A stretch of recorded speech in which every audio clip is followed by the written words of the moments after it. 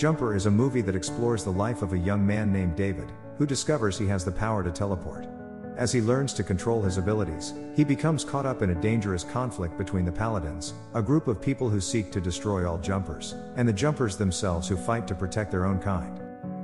In a small American rural town, David lives with his abusive father William but without his mother, who left them when he was 5. At school, David likes to hang out with his crush Millie, a girl who dreams of traveling around the world. David knows about this dream, and one day, he gifts Millie a snow globe with the Eiffel Tower in it. Millie loves it, but the sweet moment is interrupted by Mark, who teases David for being a dork and throws the snow globe in the middle of a frozen lake. David is determined to retrieve it, but when he walks on the ice, it's not thick enough to withstand his weight and it breaks. The frozen water takes the boy and it makes him panic to the point where he suddenly disappears from the lake, only to appear again inside a library. Confused and scared, David decides to ignore what just happened and go home. William immediately begins yelling at David for being late, so David hides in his room, locking the door. Furious, William begins pushing the door, and when he's about to burst in, David disappears and shows up at the library again. Finally accepting he has superpowers, David returns home, grabs his savings, and escapes in order to start a new life. First though, he stops by Millie's house to leave the snow globe so she knows he's alive and well. Next, David moves to the city, rents a dingy room at a motel, and begins testing his powers. The first few times he ends up crashing against a tree, but eventually he gets the hang out of it by looking at pictures of the places he wants to go to. His first visit is to the Empire State Building, where David has fond memories of his mother Mary. When he feels ready, David visits a bank to get an idea of what it looks like inside, and in the evening he teleports inside the vault to steal all the money. While David celebrates in his little room, the bank discovers the robbery and Roland shows up pretending to be NSA. He has experience with cases like this and knows of the existence of jumpers. In fact, he's sure one of them did this. 8 years later, David is living the best life. He has a luxurious penthouse apartment in New York filled with expensive objects and such good control of his powers that he uses them just to reach the kitchen. His walls are full of pictures of landmarks that allow him to easily teleport anywhere in the world to spend the day, like having a picnic on top of the Sphinx. One evening, he shows up in London and enters a pub. Here he teleports to the bar to pick up a girl. This carelessness is noticed by Griffin, but David can't tell and just leaves with the girl. Meanwhile, a jumper teleports in the middle of a tropical jungle, only to get caught in a net of wires that keep chasing him and stop him from teleporting again. This trap was set up by Roland and his men. They call themselves the Paladins and hunt down jumpers because they think they're an abomination. Roland kills the boy with no hesitation, then he gets a call about their next lead. Moments later, David returns to his apartment and finds Roland there, who has brought all the notes David has left in bank vaults through the years. David tries to kick him out, but Roland responds by hitting him with a special baton that shocks him with 1,000 volts of electricity that don't let David teleport further than a few feet inside the apartment. A fight ensues, and after lots of struggling, David manages to teleport inside a hidden room in his wall, cutting the baton cable. Roland follows the cable and begins breaking down the wall, but David just grabs a bunch of money and teleports away. Not giving up, Roland looks at the pictures and sends his men to all of David's usual jump sites. He also looks at David's stuff and finds an old picture of Millie. Seconds later, David appears in his old room. William hears a noise from downstairs and rushes to try to meet with his son, saying he feels like he's crazy and that David is welcome anytime. David only assures William that he isn't crazy before disappearing again. The next morning, David considers visiting William for good, but he can't bring himself to talk to him. Instead, he goes to Millie's house, and Millie's mother is so shocked to learn David is alive that she hugs him. She informs David that Millie is working at the local bar, and David heads there, only to feel like a coward again as soon as he sees older Millie. David tries to leave without being noticed and bumps into older Mark, who immediately recognizes him and begins asking questions. His outburst is overheard by Millie, who reveals she saw David when he arrived and was waiting for him to say something. This makes Mark jealous and he tries to make a move on Millie, causing David to punch him for it. This triggers a fight that ends up outside, giving David the chance to push Mark through a fence and teleport him away while nobody is watching. They appear inside the bank vault David robbed, and David threatens Mark with worse before he jumps away, leaving Mark in the vault as punishment. Afterward, David returns to the bar and finally has a chat with Millie, who dropped her dreams of traveling because she had to face the reality of having a job. David tells her he works in banking and invites her to come to Rome with him, which Millie obviously accepts. All this is overheard by Griffin, who somehow is in the bar too. Meanwhile, Roland arrives at the police station pretending to be CIA and punches the detective when he isn't believed. Then he interrogates Mark, promising he does believe the crazy story about teleportation. Relieved to have found an ally, Mark tells Roland everything about David and Millie. Roland immediately calls his men to send them to Italy. A few hours later, David and Millie arrive in Rome and check in at a very luxurious hotel. Millie starts getting suspicious of David's real job, but he swears he isn't lying. The two of them end up getting frisky for a while before they finally leave the hotel and enjoy the beauty of Rome while Griffin watches them from afar. Eventually, David and Millie try to enter the Colosseum, but it's already closed for the day. While Millie is distracted, David teleports inside to get a side door open and pretends he found it like that. The couple wanders around and enjoys the history behind these views, with David pulling the same trick whenever they find a locked door. When he tries to gain access to the lower area, he bumps into Griffin relieving himself on a pillar. David tries to ignore him, but Griffin suddenly teleports in front of him and reveals there are jumpers all over the world. Griffin scolds David for bringing a not jumper into this and carelessly jumping around because he gained the attention of the wrong people. At that moment, the paladins enter the Colosseum and start chasing the boys. David is immediately shocked with a baton and he can't move, but Griffin has more experience with these guys' tricks. He teleports away in seconds and quickly knocks them out one by one. Then he tells David about the paladin organization before disappearing.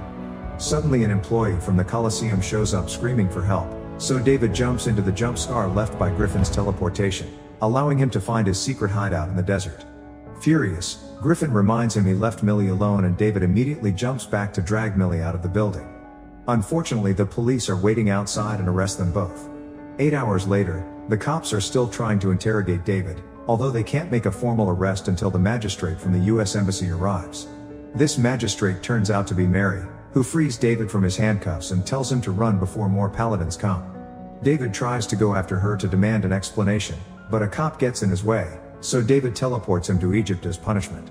Then David returns to the station and tells Millie the cops let them go just like that. Millie doesn't believe it can be this easy, but David asks her to trust him and takes her to the airport. Not understanding why they're running if things are supposedly fine, Millie demands an explanation. David shows her all the money in his bag but doesn't give her any answers. He only tells her they can't be together anymore. Feeling betrayed, Millie flies back to her hometown alone. Meanwhile, Roland's team calls him to inform him they were defeated, almost as if someone knew they were coming. Then Roland visits William, who pretends he hasn't seen his son in 8 years. William also admits that even if he does see David, he won't tell the police, which Roland doesn't appreciate. Moments later, David shows up at Griffin's hideout and finds out that Griffin hunts down paladins to kill them. It turns out paladins have been doing this for centuries, and they're responsible for things like the witch trials and the Inquisition. Griffin points out that if they can't get a jumper, they'll attack their loved ones, making David worried. Millie is safe for now because she's on a long flight, so David teleports to his old home and is devastated to find William dead on the floor. Grief doesn't allow David to think straight and he teleports William to the hospital, but there's nothing the doctors can do to save him. Furious, David goes to the police station and threatens Mark until he admits he was the one that told Roland everything about their hometown, including David's feelings for Millie. David realizes he must catch Roland before Millie lands in the US, so he teleports to Griffin's hideout to try to steal his paladin research. Griffin doesn't let him, explaining that unlike the henchman, Roland is too dangerous. This makes David think they should team up to defeat him, but Griffin turns him down, saying he prefers to work alone. Then Griffin teleports to Tokyo and David follows him to keep bothering him about teaming up. Griffin prefers to steal a car to have some fun, and brings David along, showing him how he can make the car jump along on the road. David never jumped with something this big, and Griffin confesses he once knew a guy that tried to teleport a whole building but died in the process. After David asks for the millionth time, Griffin accepts to team up as long as David doesn't contact him ever again. Afterward, the two of them teleport to the airport, but it's too late. Millie already landed and left. David goes to the bar to ask for her, and a waitress tells him Roland's been around asking for Millie too. Next, David teleports to Millie's apartment and is relieved to discover she's fine. Millie doesn't want to see him, but David can hear the paladins approaching, so he begins confessing everything, teleporting to grab the snow globe on the shelves to prove it to her. This terrifies Millie and she tries to run away, thus David has no choice but to grab her and take her to Griffin's hideout. This makes Griffin furious because he knows the paladins have a machine that allows them to open wormholes on the scar left by the jumps. In the meantime, Roland and his men arrive at Millie's apartment and do exactly as Griffin feared. While waiting for the wormhole to open, the boys hide, and David discovers that Griffin's research includes his own mother because Mary is a paladin too. At that moment, Roland arrives and captures David with his electrical wires. When he's about to kill him, Griffin cuts in with a flamethrower and begins fighting Roland. To counter Roland's use of technology, Griffin teleports to the city to grab a bus and bring it back, making it fall on Roland. Unfortunately, Roland is fine, so Griffin uses the flamethrower again to push him back into the wormhole, then he follows him to continue fighting him at Millie's apartment. Meanwhile, Millie cuts the wires to save David and makes him promise he'll leave her alone after taking her home. David accepts but also confesses she's been his only love since they were kids. The sweet moment is interrupted by Griffin, who comes back with the Paladin's machine, thinking they won't be followed anymore. However, Roland uses the jump scar Griffin left to launch a hook that captures Millie and brings her to the apartment right before the scar closes. David wants to go to save Millie, but Griffin begins preparing a bomb to take it to the apartment and kill all the Paladins once and for all, not caring if Millie also dies in the process. Unwilling to lose Millie, David grabs the bomb and drops it at the Coliseum. Griffin immediately follows him and the two of them start fighting over the detonator as they teleport all over the world. Eventually they make it to the top of the Empire State Building, so David throws the detonator away and they have to jump after it. A new series of jumps begin, and Griffin teleports a truck to hit David when they make it to a Chechen battlefield. Ignoring the war around them, Griffin retrieves the detonator, but at that moment David jumps on him and pushes him against a pylon with enough current to keep Griffin trapped for a while. Afterward, David teleports back to Millie's apartment and finds her tied to the wall. As soon as he tries to rescue her, Roland attacks him with the baton and captures him too. Then Roland gets ready to kill him, but Millie apologizes for misjudging everything, and this gives David the support he needs to take his powers to the next level. Suddenly, the whole room disappears from the building and is teleported to the middle of the Huron River. David is feeling dizzy underwater, so Millie swims to him to ground him, helping him teleport again into the old library.